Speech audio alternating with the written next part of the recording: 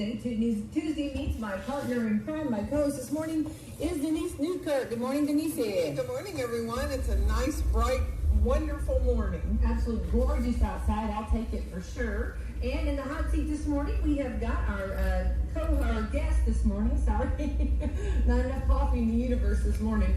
Anyway, Big weekend. we did have a big weekend. We have Mike Ooley. Good morning, Mikey. Good morning. Sorry, I won't call you Mikey. Sorry. No, that's okay. I mean, just the children, you know what I mean? We did take a trip to Holiday World. And they've got some new changes this year, but I'll tell you what, they just keep getting better and better. Over the weekend, I had a graduate, Aspen, my number 6 graduated, and so very proud of her on that. 6 in the last. That's right. More coming up the stream, though. All right, and we're going to thank our sponsor in just a second. I do believe we need to get right to this. We do have actually Giles Milton, and good morning, Giles.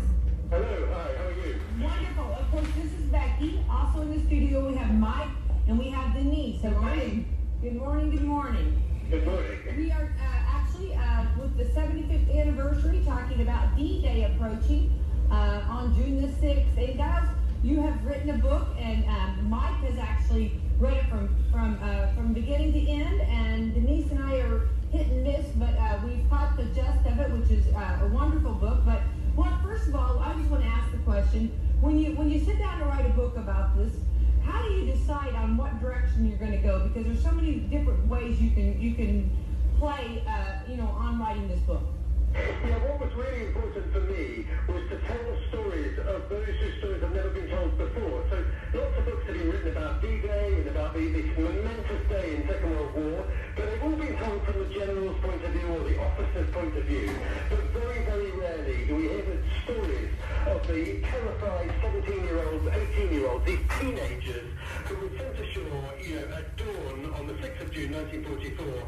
And it was their stories I wanted to tell because they were in the front line of battle, and it was dependent on them, whether D-Day would be a success or not. Right. And so in doing that, all right, we've got some questions. Yeah. Yes. Mr. Milton, this is Mike Ooley. Good to meet you. I want to tell you I really enjoyed your book. I read part of the book, and I actually bought the audio version of the book, and I really enjoyed that. The audio version of that and what you added to the text with your reading of the book. So thank you for that. Thank you. I'm glad you enjoyed it. Number one, let's just for some of our listeners who are maybe a little bit younger, can you kind of give us some background about what D-Day is? So many of us, assume what that, at least in my age group, we all know what that is. But can you explain that just a little bit for us? I will indeed, yes. So D-Day was the key turning point in World War II. It was the day on which the Americans, the Brits and the Canadians, along with others, were going to re-invade Nazi-occupied Europe. So we were taking the battle to Hitler. Now this involved a massive operation that has never been seen before in the history of warfare. On D-Day itself, 156,000 men were going to be landed in Normandy, in northern France, along with huge amounts of tanks, of equipment, of military hardware. And their task on that day was to carve out a beachhead, basically a safe area, onto which the Allies could then land even more men and even more equipment. So really it was to be the turning point of the Second World War, because if the Allies succeeded in landing in France and succeeded in creating this beachhead, it means they could ship from England just millions of tons of equipment that had been brought from America and elsewhere.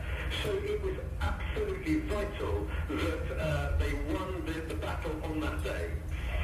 And we hear these words, Sword, Juno, Gold, Omaha, and Utah, and those signify the beaches of the D-Day landing, correct? Yeah, that's correct. So the Allies they found 5 beaches that they thought would be suitable for both infantry and for tanks and other machinery to come ashore. And they were given code names. So there were 2 beaches were principally American. They were Utah and Omaha. There were 2 beaches that were principally British. They were Sword and Gold. And there was 1 beach that was principally Canadian, and that was Juno. And the idea was the troops would land on these selected beaches and then fight their way inland in order to link up all the 5 beaches into one big beachhead. Yeah, and I want to talk about, and forgive me for focusing on Omaha as an American beach, but that was the one, I've been there, and that was one of the most impressive beaches for me. But so many of us, we think of beaches here, particularly in the eastern United States, and we think of Florida. Can you describe the terrain that these young participants, and I want to emphasize to folks that how young these soldiers were. We've just gone through, at least in this area of the country, graduations, and we see 17 and 18-year-olds. And I hope that folks imagine that those were the soldiers, sailors, airmen, and Marines who were carrying out this mission on D-Day.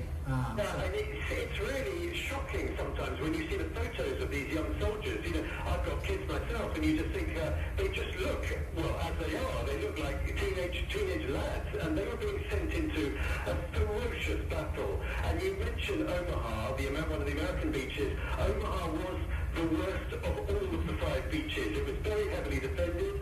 The beach was very exposed. So just imagine you're a 17-year-old lad. You've got to run up a huge expanse of sand. You're being fired at by machine guns. You've got shells landing all around you. It's hell on earth. And if you get to the top of the beach, Omaha was unlike the other beaches in that there were then cliffs behind the beach. They then had to scale these cliffs, knocking out German gun emplacements as they climbed. I mean, it was a hell of a task to expect of many of these young lads had never been in battle before. And many of them were simply terrified when they landed into this gunfire. Yeah, and I think it's important. You mentioned the elevation change. It's not like a beach in Florida where it's flat and the elevation change may be 15 feet. If I'm correct, I think the elevation there was 150 to 200 feet. These beaches. It was a really, really tough climb. I mean, you can find photos on Google of Omaha Beach, and it's almost vertical behind the beach, and they were trying to scale this. And let's not forget, when they landed, they were already incredibly seasick because the sea was very, very rough that day. They hadn't slept, they were exhausted, they'd been sick all night, and in that condition, they then had to cross this beach under heavy gunfire and then scale the cliffs, knocking out these German bunkers on the way. I mean, it's just remarkable when you think what they were being asked to do and what they achieved. And of course, I think about Point de Hoc and what happened there with the Rangers. If you want to take a minute or two and talk about that, it's incredible to me to stand on Point de Hoc and think about what the Rangers did that morning. Yeah, the Rangers, of course, they really were the elite of the elites. They were very well trained. They knew exactly what they had to do. And what they had to do was this. There's a cliff, a very, very high cliff on that coastline of northern France called Côte d'Or. And on top of that cliff were some very, very powerful German guns. It was essential for the Allies to knock out those guns because they had a range of miles. They could fire on anything. So the Rangers' task was to climb up the cliff, these crumbling cliffs, climbing up ropes under heavy gunfire, then get onto the top of the cliff, kill all the Germans who were there, and then destroy the guns. It was an extraordinary operation, and one thing that went badly wrong was the fact that when they got to the top, they couldn't find the guns. In fact, the Germans had moved the guns and they'd hidden them. But the Rangers were incredibly, as I say, they were very well trained, they were very resourceful. They pushed inland, they found the guns where they'd been hidden, and they blew them sky high.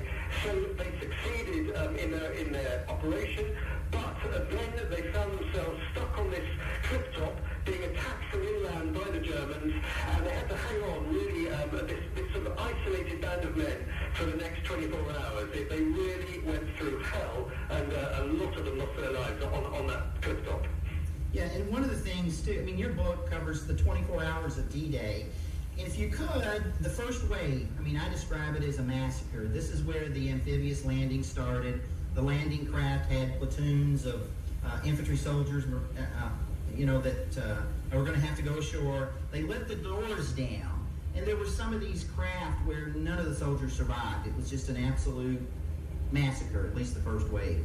That's right. The first wave was the worst of all. You're landing, so you're in this landing craft, you're crouched down inside it, trying to avoid any gunfire that's being fired out to sea from the German defenders. And then, as you say, the landing craft comes into the beach, the ramp at the front goes down, and what you're supposed to do is run up the beach and try and knock out any German machine guns or bunkers.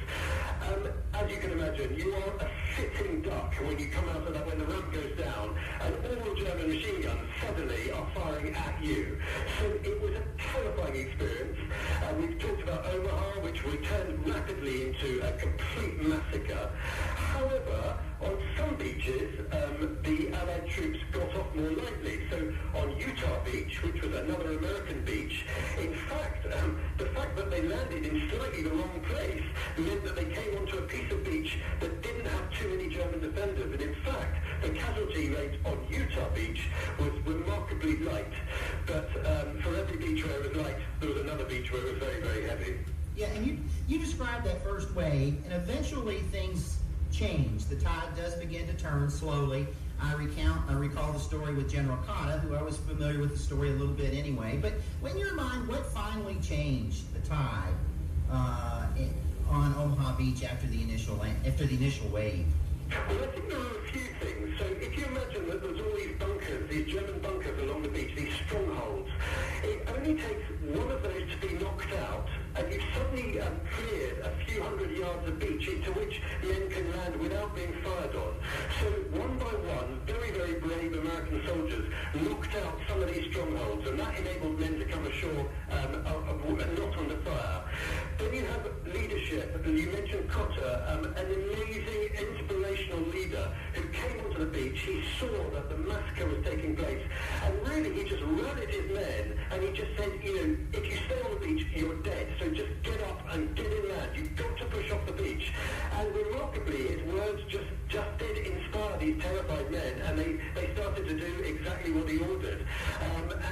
And so that was another really important factor. And lastly, I think, was that by about 10 in the morning, the big guns, the big naval guns, because you've got to remember there were huge battleships anchored offshore, they began to fire at the German defences on the shore. They'd been worried about firing before because they were worried about hitting their own men. But it was so desperate that they started this amazing artillery bombardment, which really began to pound away at the German defences on the beach.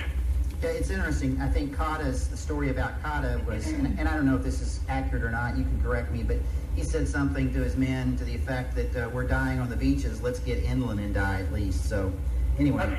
That's one of his sort of fabled quotes. Yeah. Another one, of course, is he spotted some rangers on the beach, and he said this rallying cry, he said, "Rangers, you're rangers," he said, "lead the way." And with that, the rangers began to climb up the cliffs.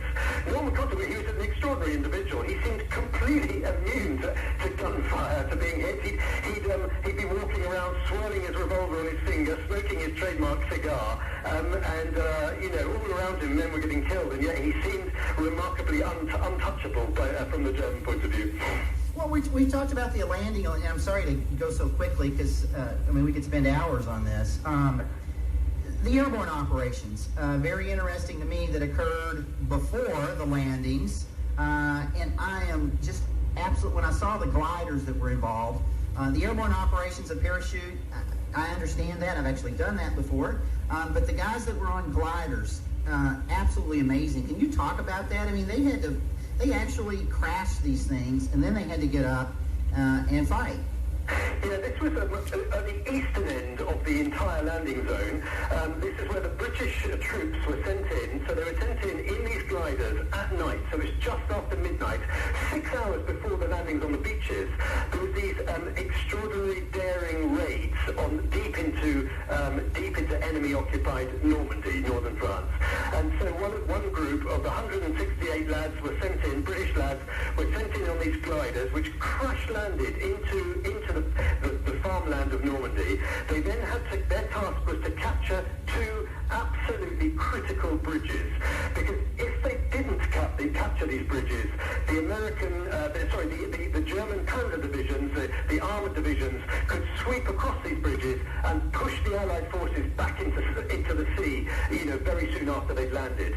But if these men managed to hold these bridges, they could stop any German counterattack. So that was a vital operation at the eastern end. That was run by the Brits. And then, of course, at the western end, you have the paratroop drops, the airborne divisions, the Americans coming in and seizing vital road bridges, railway junctions, and, of course, the town of St. Mary-Glees, a really important town just inland from Utah Beach. This was a key target, and that was taken by the American airborne troops.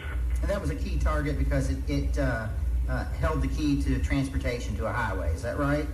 That's right. I mean, it was important because a number of roads ran through St. Mary, but also its proximity to Utah Beach. If the Germans had retained control of St. Mary, they would have been able to really attack head-on the American troops landing on Utah. So it was vital for the Airborne Division to take this town. It should be said that the airborne landings went very badly wrong in the sense that it was incredibly difficult to drop men at night in pitch darkness. If they landed without broken legs, they were lucky. If they landed, they didn't know where they were completely lost, and they had to then fight. So it was incredibly tall order for these men, disorientated, lost, and we lost all their comrades as well. They formed themselves into impromptu little bands of men and went on the attack. Yeah, I was amazed. I didn't know this, that your book indicated that there were the airplanes that dropped the airborne, only 1 in 10 actually had a navigator. That's amazing. Yeah, this is extraordinary because you have to imagine there are thousands of these planes flying at night with no radar equipment, with no lights on, with very little navigation. It was a terrifying experience for the pilots of these planes and for everyone in them because if anything went wrong, they knew they were seconds away from disaster. Now, when they flew across the channel from England to France, the skies were clear and it was relatively easy to fly in formation. But as soon as they hit the French coast, there was a huge cloud of fog on the coast. And of course, they all flew into this and they couldn't see anything. And it was a miracle, really, that more of them didn't crash. And it was a miracle that so many of the men managed to jump out and make it to the ground, alive and just about okay. Yeah, amazing. I thought it was also amazing that when you talked about the twilight of D-Day, D-Day began to a great extent with the airborne operations. It also to a great extent ended around twilight with the resupply, with the gliders bringing in supplies, men, additional troops, equipment. So it sort of began and ended. I think this was really important for morale for the men at the end of D-Day. They were exhausted. They hadn't slept for several days. They'd been ill on the crossing. They'd been fighting all day. They'd been through hell. And then as dusk arrived on D-Day, they looked at the sky and they saw thousands and thousands of gliders coming into land. And this was reinforcements. It was new supplies. It was new men coming in. And, I read so many accounts of the men saying that it just raised their spirits at the end of a terrible, terrible day. Denise, do you have a question? I do have one question, and that's just when you compiled your information about the book and personal interviews with survivors, could you give us a little insight of what that was like and the emotions during these interviews? Yes, in fact, lots of the material I used, in fact, rather than interviewing very elderly people, because of course all the veterans now are well into their 90s, and it's often difficult to interview very, very elderly people. Memories become confused, and so a lot of the interviews I used were when they'd been interviewed many, many years ago, when their memories were still fresh, when they could remember absolutely everything that happened to them, because I wanted to compile a very, very detailed account of what they went through. Having said that, I was in Normandy last week. I was filming something for the BBC, and we took a 93-year-old veteran, a British veteran, back to Gold Beach, where he landed at 6:30 in the morning on the 6th of June, and it was remarkable. He said that for him, every single day of his life, he'd relived D-Day, and he'd relived the fact that many of his friends had been killed on the beach, including his best friend who died in his arms.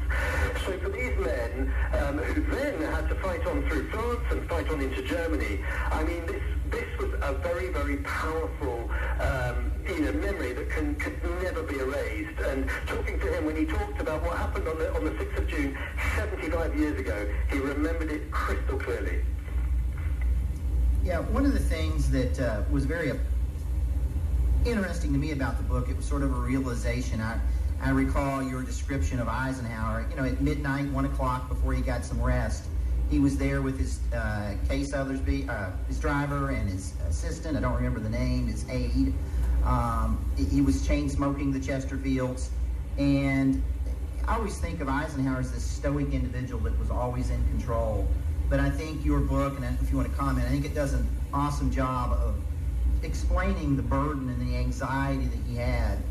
And at the same time, it occurred to me that same anxiety that the Supreme Allied Commander was going through, to a great extent, was the same anxiety that existed as the participants at the lower levels boarded those landing craft or got into their airplanes to do a jump over France. Can you talk about that and how the anxiety was maybe to a great extent very similar? Eisenhower, he felt the weight of responsibility that he was potentially sending tens of thousands, hundreds of thousands of Allied servicemen to their deaths. And, he went and he would try and meet troops before they set sail, or he met some of the airborne troops, and he was in tears after. He didn't show it to the men, but when he got back into his car, he was in tears because it was just an incredible responsibility. But not only was he sending, up to 2 million men into battle over the weeks that followed, he was also dealing with incredibly difficult generals like the British General Montgomery, who was in command of all the land forces. All these generals had very big egos. They all thought they knew what was best. And so Eisenhower, not only did he have to be the general soldier, but he also had to be a diplomat, treading a very fine line between all these egos. So, yes, the accounts of him on that night when D-Day is finally launched, it was a very risky time to launch it, of course, it should be said, because the weather was terrible. No one knew if these ships were at the landing craft would actually get across the channel without sinking. He was very nervous, and as you said, he chain smoked throughout the night. He couldn't sleep at all. The accounts of his aide, which was Harry Butcher, said he just looked absolutely terrible because, he was bearing this weight of responsibility. And something your listeners may or may not know, of course, he wrote 2 press releases that night, one of which was to be released the following day, said that the landings have been successful, the Allies have landed in Normandy, but he wrote a second one, which happily he never had to use, which said, our landings have failed, and I, General Eisenhower, take full responsibility for the disaster that's ensued. Happily, that second one he never had to release. Amen. It's interesting, you talk, I don't want to talk about the generals too much, but you talk about the generals on the Allied side, but it was also interesting what was going on in terms of, I don't know if power struggle is the right word, but Rommel had some ideas about how they ought to prepare for D-Day. I think General Rommel, who was a German general, actually expected the invasion to come where it did, but he also wanted Hitler to commit some panzer divisions that ultimately weren't committed until, I think, afternoon on June the 6th. So would things have turned out differently if Hitler had listened to Rommel? Yes, Rommel, of course, was a brilliant general. The British knew him very well because General Montgomery, the British general, had been fighting against him and been victorious against him in North Africa. So he knew Rommel. Rommel was brilliant. Rommel did indeed expect the Allies to land in Normandy because he'd looked at all the beaches of northern France and he said, they will land here. This is exactly the sort of beach they landed on in Sicily. This is the sort of beach they landed on in Italy. I know they're going to land here. Now, Rommel's strategy was a simple one and would have been effective, I think, had he been allowed to do it, which was he said, you've got to hit the Allies hard and fast as soon as they land.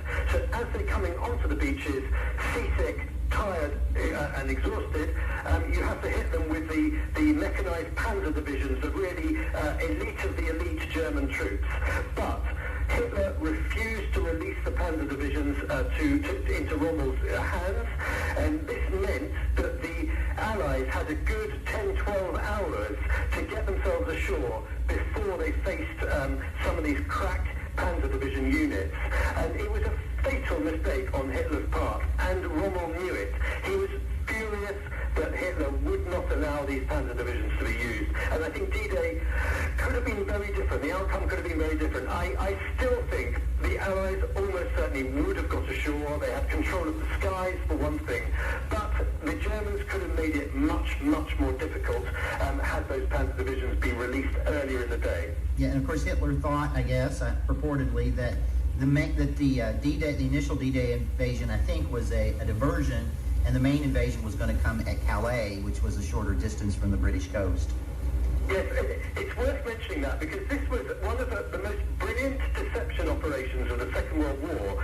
The Allies launched this thing called Operation Fortitude, and the whole idea of Operation Fortitude was to pretend that the Allies were going to land, as you say, in the Calais area, which meant that huge numbers of troops, Hitler kept them up in the Calais area to meet this, anticipated invasion. Of course, it was a complete fake. This army never existed, but the Allies went so far as to produce dummy tanks. They made tanks out of canvas and had them all lined up in fields in the south of England. So Hitler really believed it, which was fantastic for the Allies because it meant that they faced fewer German forces than they might otherwise have faced when they landed in Normandy. Yeah, and speaking of that, you mentioned that we controlled the air. What happened with the Luftwaffe, the German Air Force? Yes, there's one remarkable statistic, which I'll give you in 1 second. The Luftwaffe, of course, Germany was being heavily bombed by both the Americans and us Brits from the air, and so many of the Luftwaffe had been moved closer to Germany to try and defend the towns and cities of Germany, and this meant that the Normandy was dreadfully exposed. There were hardly any planes brought into action, and in fact, the statistic is something like, on D-Day itself, the Germans flew 170-odd sorties that day, only 170-odd sorties of planes, whereas the Allies flew 14,500. That gives you just some idea of the complete mismatch in the numbers between the German Luftwaffe and the Allied air forces. Yeah, that was amazing to me. And by the way, that mentioned the weather is also another interesting story in terms of the weather prediction. If you could talk about that just a little bit? It seems to me just absolutely amazing. The weather's very interesting because the weather, it was one of the worst Junes ever in terms of weather in the English Channel. Our summers are not great over here, but that was a really, really bad one. It was very stormy, and there were very limited opportunities to launch the invasion because the tides had to be right, the moon had to be right, and so Eisenhower had to decide. He first wanted to launch the invasion on the 5th of June, but it was cancelled at the very last minute because the wind and the seas were so rough that it almost certainly would have failed. The 6th of June was slightly better, not much better, but slightly better, and he took the very bold decision, and it was his decision alone, and this gives some idea of the responsibilities of a supreme commander. He took the decision to launch the invasion on the 6th of June. One key factor was that the skies were going to be sufficiently clear to enable the Allied air forces to bomb German positions on the ground. So, but yes, it was really touch and go until the last minute as to whether they would be able to launch the invasion on that day. And of course, it's interesting, I think, correct me if I'm wrong, the Germans made a conclusion that the weather was not conducive to an invasion. And for instance, Rommel, of course it was his wife's birthday, he actually drove back to Germany, it was a 10, 12-hour drive for his wife's birthday. The Germans here made a catastrophic mistake. They thought that the weather was so bad that the Allies would simply not launch an invasion in that weather. They stood down all the naval patrol boats that night. They stood down all their generals. And you're absolutely right in saying that Rommel himself, who's in command of this great German army in northern France, goes home to be with his wife.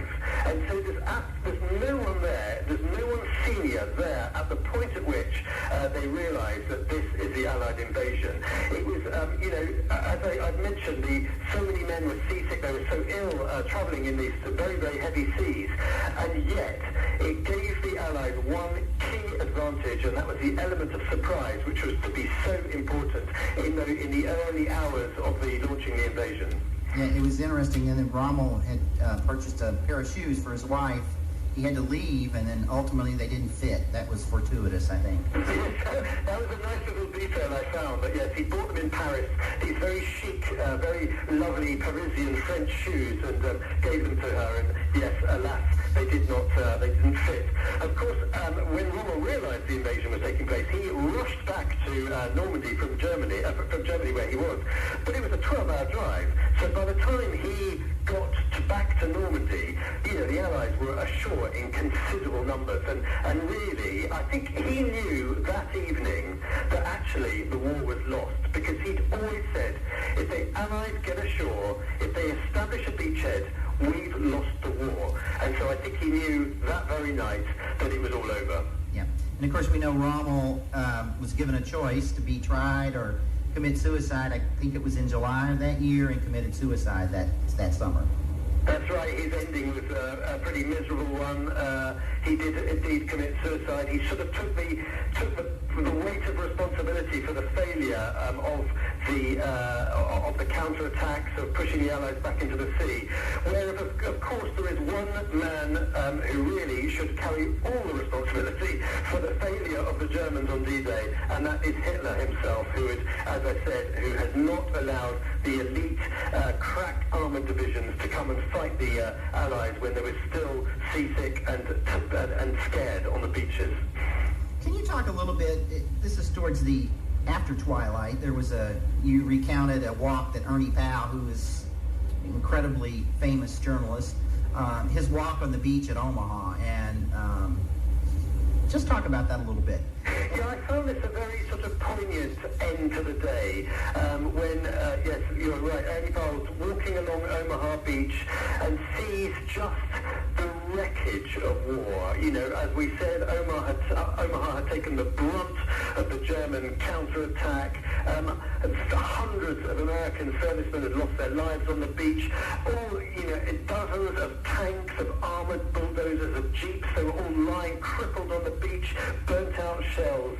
It was hell on earth, and he just walks along the beach and leaves. He writes this incredibly poignant description of just the sort of horrors of what it was like to serve, in the front line of the assault on Nazi-occupied Europe. It's just amazing. And your book brings this to life. So many times I've read history books that are about D-Day, but your book does such an excellent job of bringing out these individual stories of what these soldiers, sailors, airmen, and Marines, and others had to go through. We talk about courage is not the absence of fear, but it's being able to act when anxiety and fear exists. And I can't even imagine what they went through, whether it was the airborne troops, the glider troops, the folks doing the amphibious landing. It was absolutely amazing, and you told so many stories that brought that to life, not just the statistics and the typical sterile history that we get from so many books. So that Ernie Powell story was very poignant for me as well. Yeah, I suppose really what I wanted to do is that so much has been written about D-Day and so much has been written by the officers and the generals, and we just don't hear, so often we don't hear the voices of these young conscripts who didn't want to be there. They were terrified, and yet they were thrown into the firing line, basically. And I wanted just to give their raw, unvarnished accounts of what it was like to be there on that historic day, which, we'll be celebrating next week, the 75th anniversary of that historic day. Yep, and they're very solemn stories, but there are also other stories that are very interesting. Your story about George Lane and Rommel, incredibly interesting, their interaction. I'll leave that to folks to read the book or listen to the book to find out what that's about, but that was an interesting story as well. Yeah, there were many stories, and there are many tragic stories, but there are many stories of real, true heroism and comradeship, men working together as teams and pulling through because of teamwork. So, although, in some ways there are depressing stories, but there are also uplifting ones as well, that men who went beyond themselves, beyond the call of duty, to do what they had to do. And that, it's really extraordinary that so many in their 90s will be going back next week, probably for a final time, to be where they were, 75 years ago. And Giles, we want to ask for our listeners that are sitting on the edge of their chairs wanting to know, how can they get your book?